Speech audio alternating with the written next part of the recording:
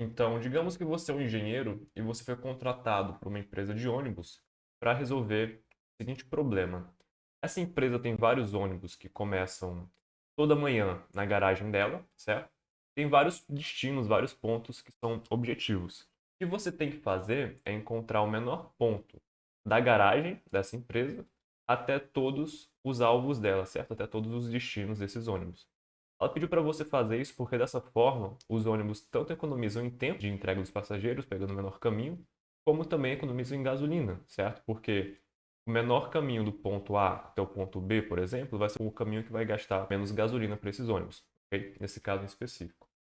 Então isso na verdade é um problema bem antigo, conhecido pelo nome de caminho mais curto, né? O problema do caminho mais curto. Então pelo próprio nome você já imagina sobre o que o problema se trata.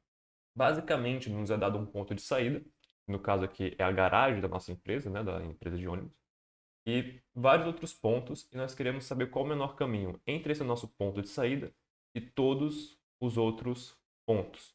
Ok? Então, existem várias formas de resolver esse problema e já foram feitos muitos algoritmos com esse propósito, certo? Então, o algoritmo que a gente vai ver hoje é conhecido como o algoritmo de Dijkstra. Ele recebeu o nome direto do criador, que era um cientista da computação holandês. Ok?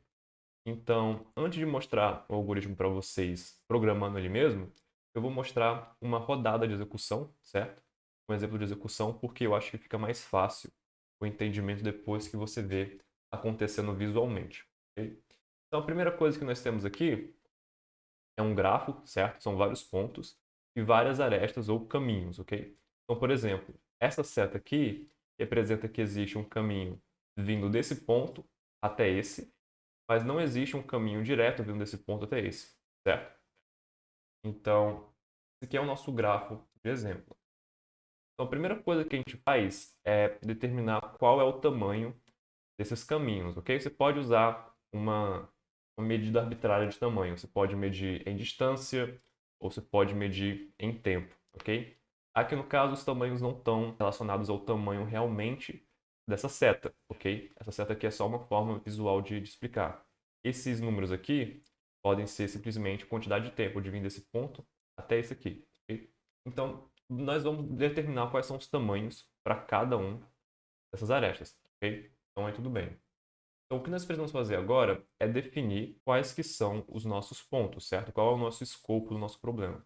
Então, aqui nós vamos trabalhar só com 5 pontos. Nós vamos rotular eles de A, B, C, D e E, ok?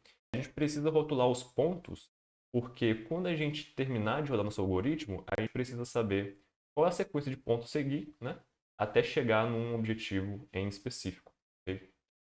E o que nós precisamos fazer agora, por último, é definir o nosso ponto de saída, certo? E nós encontramos o menor caminho de um ponto de saída definido para todos os outros pontos.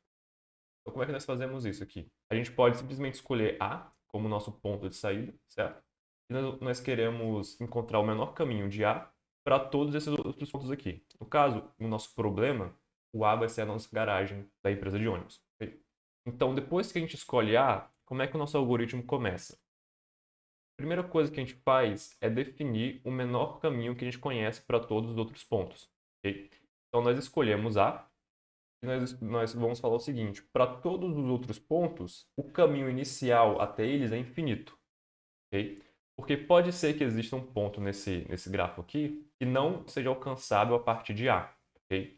E nesse caso, se ele não for alcançável a partir de A, a gente vai simplesmente falar que ele é infinito. Ok? Então, esse valor infinito aqui, a gente vai mudando ele de acordo com o que a gente for encontrando caminhos até esses pontos aqui. Tudo bem? Então vamos lá. A primeira coisa que a gente precisa fazer é o seguinte: nosso ponto de saída é o A. Nós temos dois caminhos possíveis, certo?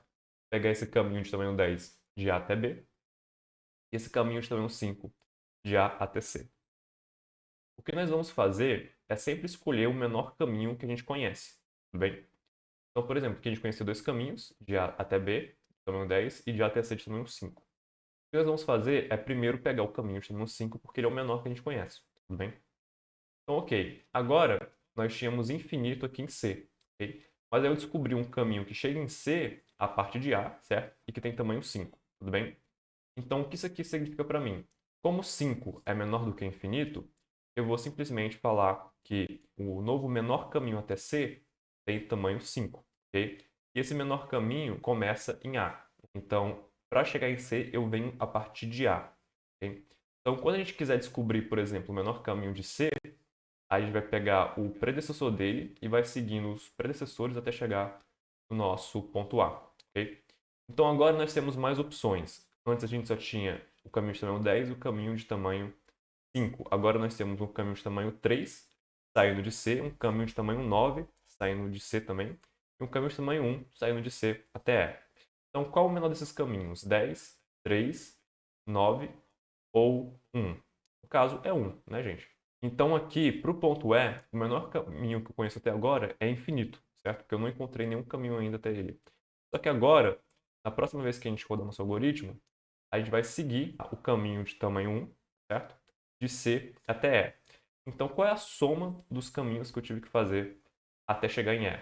Bom, foi 5 de A até C e depois 1 de C até E, totalizando aí uma soma de 6. Ok? Bem simples de fazer. Agora, a questão é que agora eu falo que o predecessor de E, o menor caminho que eu encontrei para E, é simplesmente C, ok? Digamos que o menor caminho para chegar em E seja realmente vindo de C. O que eu vou fazer é o seguinte, eu vou começar em E, vou voltar para C, que é o ponto predecessor. De C, eu vou voltar para A, que é o ponto predecessor. E quando eu chegar na minha origem, eu paro no meu programa e eu achei o menor caminho. Quando ele começa em A, vem até C e vai até E, ok?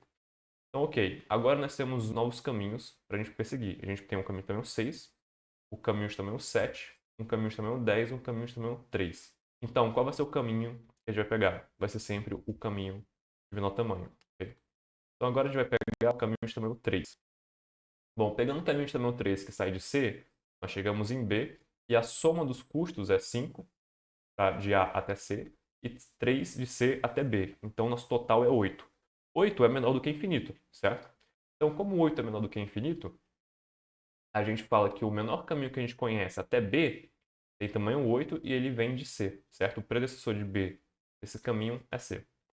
Então, agora, mais uma vez, nós temos novos caminhos, certo? Nós temos um caminho voltando de B até C, tamanho 2, um caminho vindo de B até D, de tamanho 2 também, um caminho vindo de A até B, tamanho 10, um caminho vindo de E até A, tamanho 7, um caminho vindo de E até D, tamanho 6. Então, nessa altura, vocês já entenderam, a gente vai pegar sempre o menor caminho. Nesse caso aqui, nós temos dois caminhos de tamanho igual, então a gente pode simplesmente escolher um deles arbitrariamente, ok? Sem nenhum problema. Então, digamos que a gente escolheu esse caminho aqui de cima. Então, vamos lá. Eu peguei o caminho vindo de B até D, a soma dos caminhos para chegar em B até agora era 8, certo? Por isso que quando eu cheguei em D, a parte de B, somei 8 mais 2, 10. Como 10 era menor do que o infinito que estava aqui, eu substituí o tamanho, certo? Mais uma vez agora a gente descobriu novos caminhos. Agora nós temos basicamente todos os caminhos restantes foram descobertos pelo nosso algoritmo e a gente só vai ter que provar que esses aqui são os menores caminhos possíveis. Okay? Então, o que nós vamos fazer agora? O menor caminho que sobrou para a gente, esse aqui de tamanho 2, nós vamos pegar ele, só que tem um problema. Como a gente já chegou em C a partir de A e tem um tamanho 5, não faz sentido eu vir de A até C, certo? Então, cheguei em C, fui para B, então paguei essa areia de custo 3 aqui, esse caminho de custo 3, cheguei em B com 8 de custo, e depois de B voltei para C, certo? Só que 8 mais 2 dá 10, e 10 é maior do que o menor caminho que eu conheço para C, que é 5. Então eu não faço nada, ok? Eu simplesmente permaneço com o caminho que eu encontrei para C até agora. A próxima aresta que eu vou pegar aqui vai ser essa aresta de tamanho 4, ok? Que é a menor que eu tenho depois de tirar a aresta de tamanho 2 aqui. Então pronto. Aqui nós temos basicamente a mesma situação. Para chegar em D, a parte de B, eu paguei 10 de distância, certo? Se eu viesse de D até E, eu pagaria 10 mais 4, 14. Só que 14 é maior do que 6. Então, eu vindo por esse caminho aqui, eu estou pegando uma distância maior do que o menor caminho que eu conheço para E, certo? Então, nesse caso, eu permaneço com o mesmo caminho para E, eu não mudo ele, tudo bem? Vou pegar a próxima aresta, que é 6. Que é vindo de E até D, também um 6. Então, tem o mesmo problema. Para chegar em E, a partir do menor caminho que eu conheço, tem custo 6 aqui, ok? Para subir de E até D e pagar mais 6, 6 mais 6, 12. 12 é maior do que 10, então eu estaria com um caminho pior do que eu já conheço para D. Então não vou alterar esse caminho aqui. Vou permanecer com ele da forma como ele está. Então a próxima aresta é saindo de E até A, só que eu não quero voltar para a minha origem, certo? Porque aqui no caso eu gostaria de voltar para esse ponto A aqui se eu tivesse começado em algum outro ponto. Mas como eu já comecei nele, eu não preciso visitar ele de novo, certo? Então a gente vai simplesmente ignorar esse caminho aqui. Então nós temos um outro caminho, chamado 9, e mais uma vez, não vai alterar em nada, porque vai somar 5, que é o caminho até C, mais 9 vai dar 14, 14 também é maior do que 10, então eu vou permanecer com o mesmo caminho aqui, inalterado, certo? Então só tenho mais uma última aresta, que é a aresta vindo de A até B, tem tamanho 10, tem custo 10. Então 10 é maior do que 8, então como eu quero permanecer com o menor caminho, não faz sentido eu trocar um caminho de tamanho 8 por um caminho de tamanho 10. Então vou permanecer com esse caminho aqui de tamanho 8 que vem de C, ok? Então é basicamente isso para o exemplo da execução. Se eu quisesse encontrar, por exemplo, o menor caminho de A até D, o que eu faria? Eu começaria em D, certo? Eu faria de trás para frente, começaria em D. De D, eu vejo que o predecessor dele é B. Então, meu caminho vai terminar em D. Antes de D, vai vir B. Daqui eu vejo que o predecessor de B é C. Então, o meu último nodo vai ser D, certo? O meu último ponto do meu caminho vai ser D. O predecessor dele vai ser B. O predecessor de B vai ser C. E o predecessor de C é A. Então, meu caminho vai ficar A, C, B, D. Ok? Eu começo de trás para frente e eu também leio o caminho de trás para frente. Porque quando eu começar de trás para frente a partir daqui, o caminho que eu vou ter é D, B, C e A. Só que aí eu vou ler de trás para frente e vou ficar com A, C, B e D, certo? Vai ser basicamente a mesma coisa para qualquer outro caminho que você quiser descobrir entre A e os outros pontos. Então, se tivesse um sexto ponto aqui e tivesse fora desses caminhos aqui e não tivesse nenhum caminho conectando nenhum desses outros pontos até ele, então esse ponto que ficaria aqui fora teria custo infinito, certo? Que quer dizer pra gente que não tem um caminho saindo de A e chegando nesse cara, ok? Então é basicamente isso para nossa teoria.